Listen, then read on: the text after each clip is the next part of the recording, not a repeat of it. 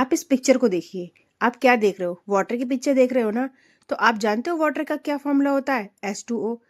आपने कभी सोचा है कि इसमें हमेशा 2 हाइड्रोजन और 1 ऑक्सीजन ही क्यों होता है? कभी 3 हाइड्रोजन और 2 ऑक्सीजन क्यों नहीं होता? तो आइए इस कंसेप्ट को हम इजी लैंग्वेज में समझते हैं। इसका जवाब देता है लॉ ऑफ कांस्टेंट प्रोपोर्शन, जिसे 1799 में प्राउस्ट ने दिया था। यहाँ आप इसे देखिए, H2O, CO2 और NaCl का मॉलिक्यूलर मॉडल देखिए आप। H2O यहाँ पर फॉर्मूला है हमारा पानी का, CO2 यहाँ पर कार्बन डाइऑक्साइड है और NaCl हमारा नमक है जो हमारा घरों में ही मिल जाता है। अब आप देखिए, जो हमारा नमक है या फिर ये पानी है या फिर ये CO2 गैस है, पर जो आप रेशो देख रहे हो H का रेशो यहाँ 2 है और O यहाँ पर 1 है, C यहाँ पर 1 है, O यहाँ पर 2 है। सिमिलरली NaCl में Na भी 1 है और Cl भी 1 है। तो यहाँ पर आप रेशो देख रहे हो।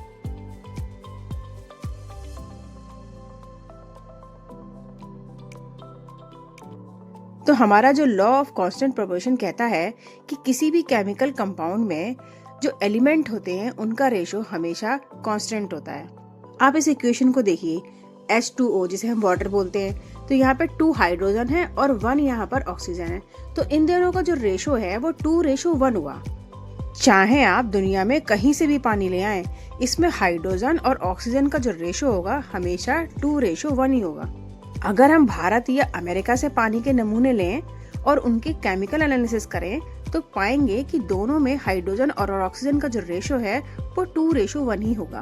अब आप इस मॉलिक्यूल को देखिए जिसका नाम है CO2, carbon dioxide. Carbon dioxide में हमेशा 1 कार्बन और 2 ऑक्सीजन का रेशो रहता है, चाहे वो किसी भी सोर्स से आया हो। कॉमन सॉल्ट तो आपने देखा ही है, नमक जो आपके घरों में होता है। इसका जो हमारा फॉर्मूला होता है वो NaCl होता है। इसमें सोडियम भी 1 में होता है और क्लोरीन भी 1 में होता है। दैट मीन्स कि इन दोनों का रेशो 1:1 ही होता है, चाहे वो समुद्री नमक हो या फिर आपका टेबल सॉल्ट हो। तो ये तो थी हमारे उन मॉलिक्यूल्स की जिनका रेशो हमेशा एक से एक जैसा रहता है, वो चाहे कोई भी सोर्स से लिया गया हो।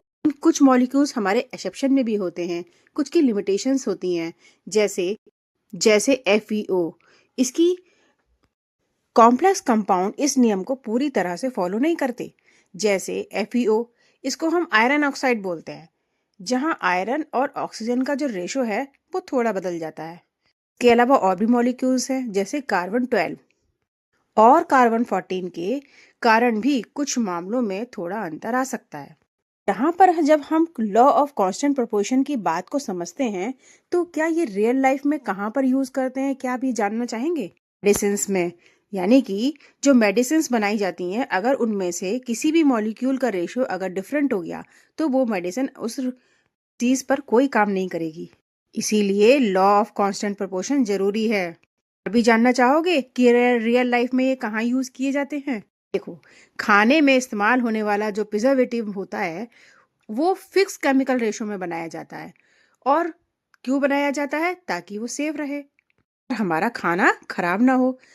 इसी तरीके से जब हम एनवायरनमेंट में जो CO2 गैस होती है उसकी स्टडी करेंगे, वहां पर भी यही लॉ मदद करता है, क्योंकि इससे हम कंपोजिशन को सही से एनालाइज कर सकते हैं। तो इस को जानने के बाद आपने क्या कंक्लूजन निकाला?